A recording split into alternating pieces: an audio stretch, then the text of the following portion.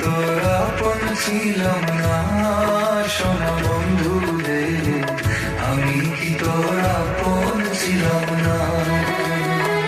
ছোট কালে ব্যস্ত লাতে পুতুল খেলার ছলনাতে, ছোট কালে ব্যস্ত লাতে পুতুল খেলার ছলনাতে আম কুড়াইতে যাইতাম দুইজনা সোনা বন্ধু রে, আমি কি তোর আপন ছিলাম না। আমি কি তোর আপন ছিলাম না সোনা বন্ধু রে, আমি কি তোর আপন ছিলাম না।